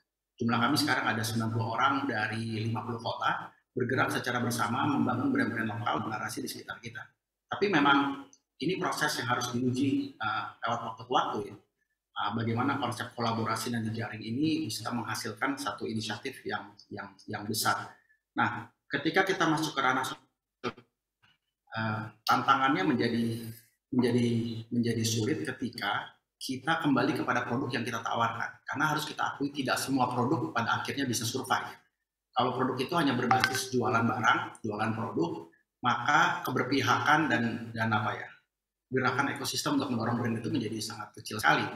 Yang dibutuhkan sebenarnya adalah bagaimana kita bisa menemukan visi misi dari founder yang relevan dengan keberpihakan. Nah, kalau kita bicara keberpihakan, kita bicara SDG misalnya, Sustainable Development Goal. Bagaimana bisnis yang kita bangun berpihak kepada perempuan, berpihak kepada lingkungan, berpihak kepada apapun itu. Nah, ketika kita fokus kepada berpihakan, maka kita bisa memiliki potensi brand yang bisa ditarik lebih panjang dibandingkan katakanlah jualan somai. Terus kenapa harus beli somai kamu dibandingkan somai yang lain? Dan keberpihakan ini yang kemudian menjadi sektor yang sangat kuat sekali. Jadi sosial media pada akhirnya sama seperti e-commerce, sama seperti co-working space. Mereka hanyalah sebuah tools yang menghubungkan A ke B. Tidak lebih, tidak kurang. Ketika A-nya tidak didefinisikan dengan baik dan B-nya tidak didefinisikan dengan baik, maka fungsi ini menjadi tidak ada gunanya. Ketika kita belajar digital marketing tanpa menyadari bahwa A dan B ini tidak punya relevansi, maka digital marketing ini hanyalah sebuah digital marketing proses yang membuat kita menjadi tambah kalut ketika kemudian tidak ada transaksi sales. Pemahaman dasar Instagram sendiri saja sampai hari ini belum bisa membuktikan bahwa mereka mampu mengenerate sales gila-gilaan. Jadi konsep-konsep seperti ini seringkali masih disalahartikan.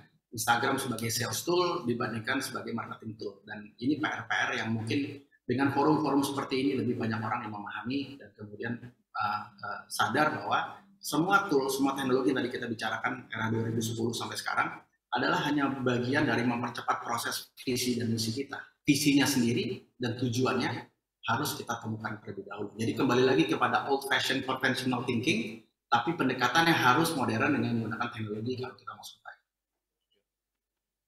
Thank you Mas Harto. Jadi seru banget ya tadi kalau aku bisa simpulkan, jangan akhirnya kita semua juga salah artikan sosial media gitu ya. Balik lagi sosial media hanyalah sebuah tools yang akhirnya akan menghubungkan apa yang mau kita komunikasikan secara brand terhadap si target marketnya kita itu sendiri sebenarnya. Jadi ini yang masih banyak persepsinya salah gitu ya sebenarnya di para pelaku industri tersebut. Ini makin seru tapi mungkin apa ya, aku cuma bisa ngasih beberapa pertanyaan lagi karena waktunya sudah sangat mepet. Mungkin aku ke Mas Aidil dulu ya. Apa sih harapannya Mas sebenarnya untuk para pelaku UMKM ke depannya gitu ya, melihat sekarang brand lokal sangat apa ya, kalau aku bisa bilang digemari gitu ya, sudah banyak brand-brand lokal yang tumbuh apalagi di era pandemi ini. Sebenarnya harapannya Mas Aidil untuk para pelaku UMKM ini apa Mas? Baik, terima kasih banyak Mas Safi. Kurang lebih dari tahun 2017 sebenarnya berkecimpung di dunia UKM bareng sama program Google Indonesia waktu itu. Keliling Jabodetabek ketemu dengan berbagai macam UKM dari lini segmen yang juga berbeda-beda. Setuju yang disampaikan oleh Mas Arto bahwa banyak dari teman-teman ini ya selama 4 tahun perjalananku itu, Mas, saya sudah ada di media sosial, tapi kok gak ada yang beli? saya sudah mencoba untuk masuk ke digital seperti kata Mas Aidil, tapi nggak ada dampak apa-apa, nggak ngaruh apa-apa. Yang beli juga tetangga-tetangga saya lagi, yang beli juga teman-teman saya lagi. Kalau nggak saya share, nggak ada yang beli. Nah itu poinnya, terus saya bilang. Jangan sampai mengira bahwa berbagai macam. Jadi sebenarnya itu kemudahan. Tapi miss-nya adalah terkadang kita lupa untuk berpangku tangan, bersila kaki, dan menunggu aja. Customer datang. Ya padahal nggak gitu cara mainnya. Bagaimana ternyata rekan-rekan juga dituntut untuk harus aktif tadi. Menjaring kalau di luar ya, itu lagi rame banget, ini lagi masuk Indonesia juga. Lagi rame banget punya community manager gitu. Atau bahkan punya peran di mana menghasilkan fanbase nih. Cari pelaku-pelaku atau bahkan customer-customer yang memang akan menjadi garda terdepannya kita. Untuk bisa bersuara, untuk bisa mewakili kita bahwa kalau emang mau cari, contoh susu pasteurisasi, ini yang paling enak contohnya. Atau kalau mau cari kopi, ini. Enggak, yang ini enggak, tapi kalau saya yang ini gitu. Hingga akhirnya itu berjalan secara mandiri, word of mouth itu bukan bukan sesuatu tahayul ya, itu benar-benar nyata adanya. Dan kalau emang disampaikan ada harapan besar apa? Harapan besar saya untuk teman-teman UKM adalah melihat berbagai macam perkembangan yang ada karena kedepannya platform digital ini nggak hanya sampai sini. Teknologi ini agak bikin deg-degan dalam arti semua peran, semua generasi itu harus ikut berkontribusi. Banyak dari kita yang merasa bahwa UKM kreatif mah anak-anak muda aja, nggak gitu dong. Nggak gitu dong. Ternyata generasi yang lebih dewasa pun juga bisa punya peran dari situ. Gimana caranya? Saya selalu bilang ada sinkronisasi antar generasi. Tidak menutup mata dan menutup telinga bahwa generasi muda juga punya kreativitas, juga inovasi-inovasi yang baru. Tapi yang muda-muda juga jangan lupa bahwa generasi yang lebih dewasa itu punya berbagai macam pengalaman yang akhirnya bisa bikin kita lebih bijak mengambil sebuah keputusan. Ada banyak hal yang memang bisa dikolaborasikan. Jadi jangan menutup diri, jangan sampai ternyata merasa bahwa kayaknya tetap masih sulit deh. Bisa. Buka peluang itu, buka kesempatan itu, dan kalau memang ternyata dirasa benar-benar sulit gitu ya, saya selalu kasih tantangan ke yang saya bina nih teman-teman UKM. Yuk coba kita luangin dulu nih, kita luangin 2 minggu, 3 minggu, atau bahkan 1 bulan. Buat apa Mas? Kita invest ke diri sendiri dulu, kalau saya bilang gitu tuh. Tapi jualannya gimana? Oke, kalau emang ternyata jualan nggak bisa ditinggal, kita coba untuk hire orang dan sebagainya. Tapi maksud saya adalah, ini seperti analogi busur gitu loh. Saat memang teman-teman semua coba untuk menarik, sakit sih emang. Sakit, berat dan sebagainya. Tapi itu merupakan sebuah proses agar anak panahnya bisa sampai ke tujuan. Gitu. Oh gitu ya Mas, ya itu. Jadi dalam proses itu makanya tadi tahu digital marketing, jadi jangan sampainya teman-teman semua, wah saya belajar semuanya ya.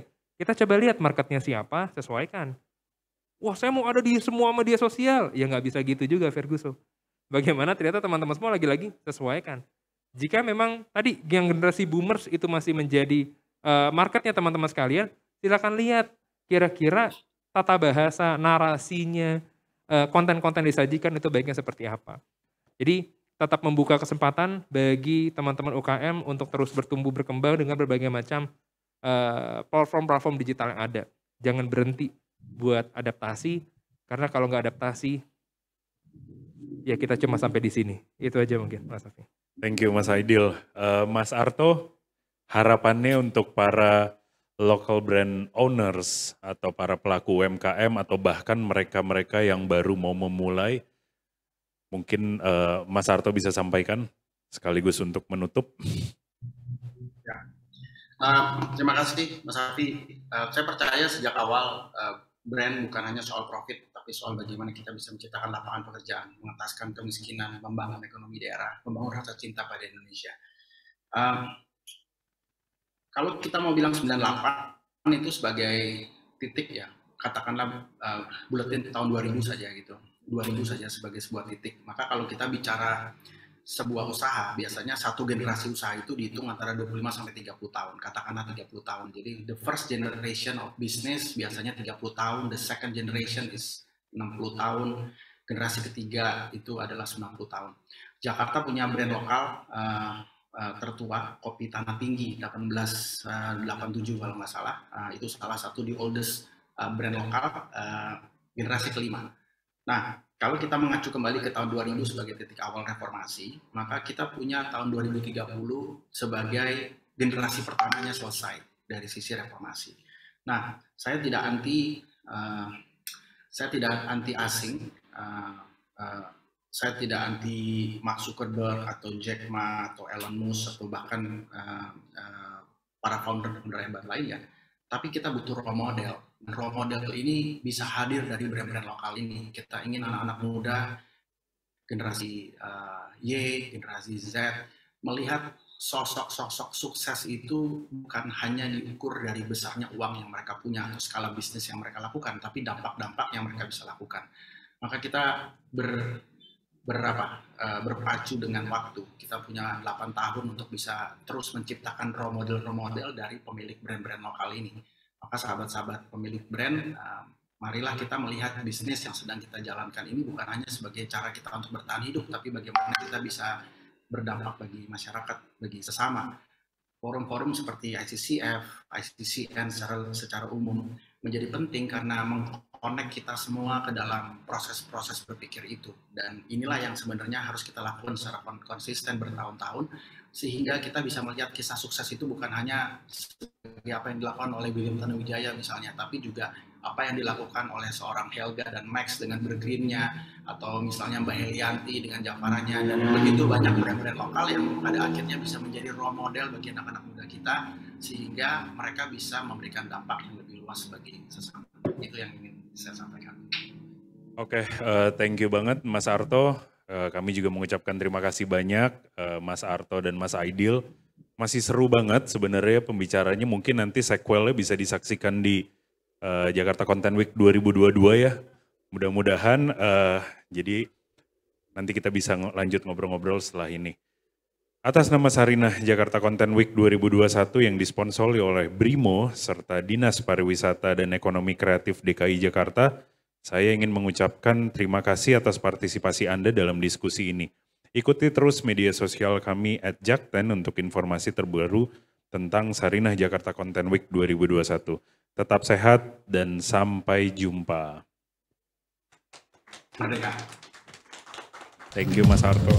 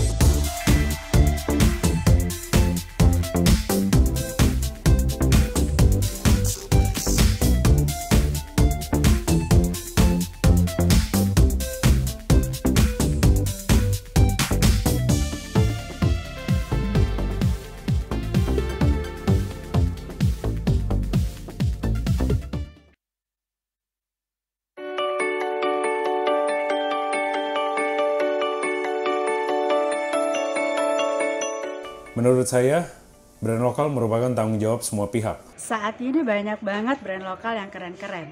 Komunitas kreatif dan tempat-tempat kreatif juga terus berkembang. Belakangan ini pergerakan dari brand lokal menunjukkan atau menghadirkan tren yang sangat positif pada kecintaan dan kebanggaan terhadap penggunaan produk-produk dalam negeri. Nama saya David Irianto, salah satu pengurus dari JCCF. Selama beberapa tahun kebelakang, dalam peran saya sebagai kurator untuk berbagai acara konferensi kreatif di Indonesia, saya melihat ledakan yang luar biasa dari antusiasme anak muda dalam membuat brand-brand lokal. Saya Tati Apriliana, pegiat dan pengembang jenama lokal. Sarinah adalah nama pengasuh Bapak bangsa kita, Bung Karno. Sejak awal didirikannya di tahun 62 oleh Bung Karno, Sarinah telah dijadikan sebagai sarana dan wadah bagi produk lokal Indonesia.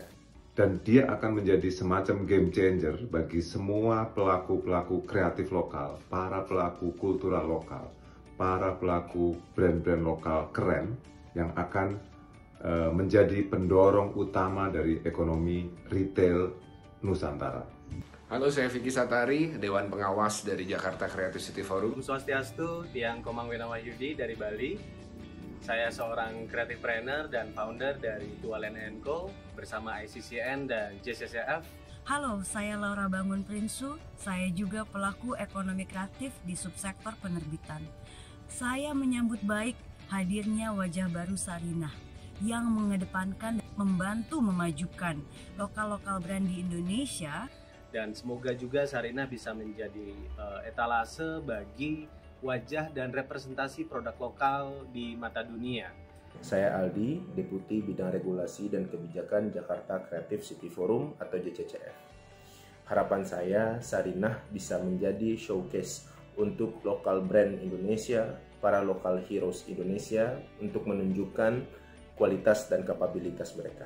Semoga kerjasama Sarinah dengan Jakarta Creative City Forum atau JCCF bisa menjadi inisiasi awal dari terciptanya platform yang berkelanjutan. Saya Dipa Sitepu sebagai pengurus pemasaran dan komunikasi publik di JCCF.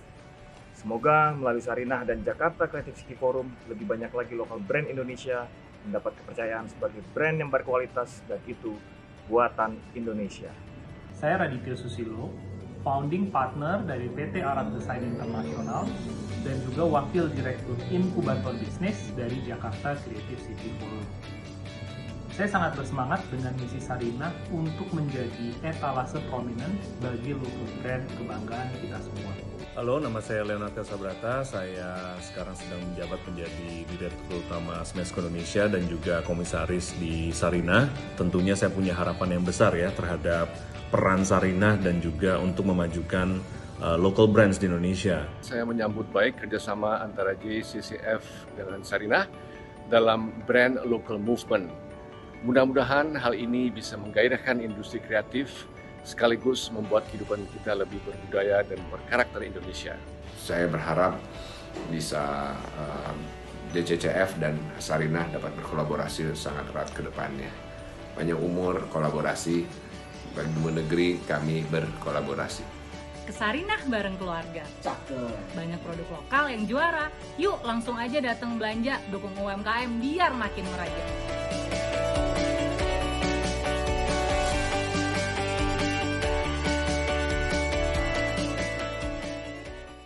Saat gagasan pendirian Sarinah dicetuskan pada tahun 1962, Bung Karno ingin banyak membuat mercusuar kebangkitan bangsa Indonesia. Sarinah adalah bentuk perwujudan dari kebangkitan ekonomi kerakyatan menuju modernisasi dan internasionalisme. Dari masa ke masa, Sarinah menjadi saksi dari perkembangan Indonesia. Sarinah melihat bagaimana masyarakat bertumbuh dan beradaptasi melalui segala tantangan yang hadir. Sarinah terus menjadi sentra aktivitas bagi masyarakat untuk memasarkan inovasi dan produk dalam negeri di jantung ibu kota. Transformasi Sarinah adalah sebuah momen yang dinanti-nantikan masyarakat Indonesia. Sebuah pusat perbelanjaan yang didesain untuk memberikan ruang bagi produk dalam negeri yang telah dikurasi. Pemugaran gedungnya tetap menjaga kelestarian aspek cagar budayanya, namun interior, fasilitas, dan pengalaman berbelanja akan disesuaikan dengan perilaku konsumen masa kini dan masa depan. Sarinah diharapkan menjadi destinasi wajib kunjung bagi wisatawan dalam dan luar negeri. Ruang rumah Sarinah terbagi menjadi 8 buah segmen lantai. Masing-masing ruang tersebut kami beri nama antara lain Pasar Nusantara, Pusaka, Untayan, Kreasi, Hayat, House of Sarinah, Cakrawala, dan Tanah Nusa. Melalui konsep Community Mall, Sarinah memberikan ruang publik yang memiliki elemen historical, urban linkages, urban forest, serta urban living. Kami ingin mengajak Anda untuk menjadi bagian dari semangat baru Sarinah. Semangat yang diwariskan oleh para pendiri bangsa untuk bisa menjadikan Indonesia menjadi salah satu sentral ekonomi dunia. Bersama, mari kita tunjukkan kekayaan karya Nusantara kepada dunia.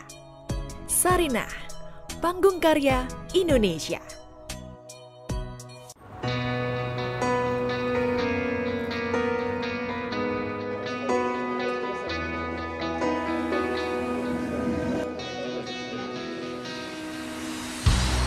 Tak pernah habis dunia sampai ke ujung batasnya, takkan berhenti hingga hatimu membeku.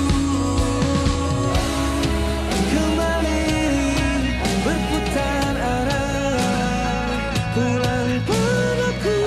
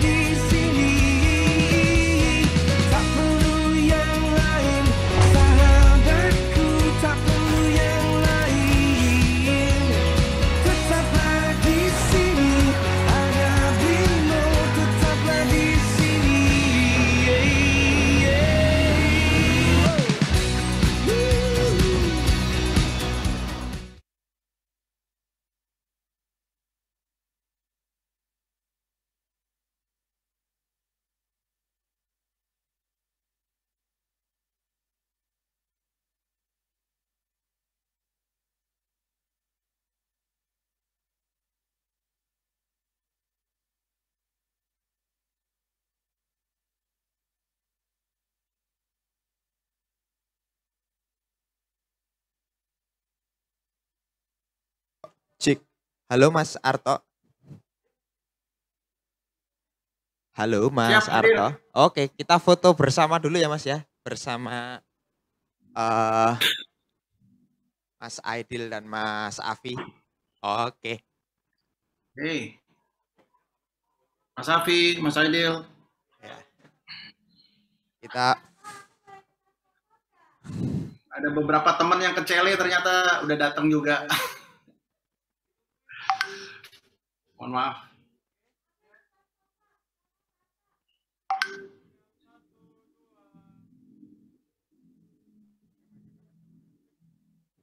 Mas Harto, kita mulai foto ya. Oke. Oke ya. 1, 2, 3.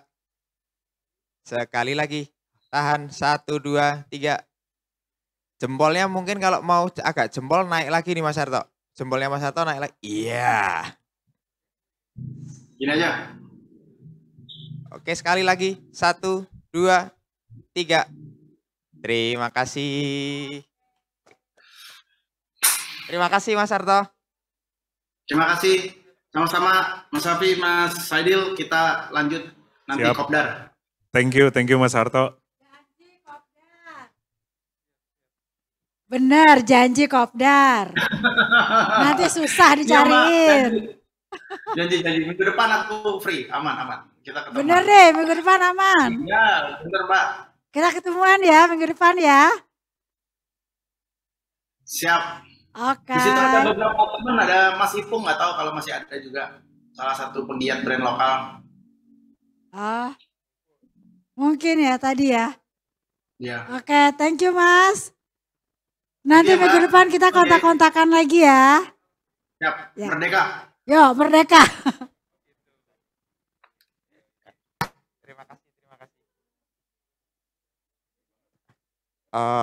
Halo Mbak Tita, selamat sore. Selamat sore. Halo Mbak. Yo.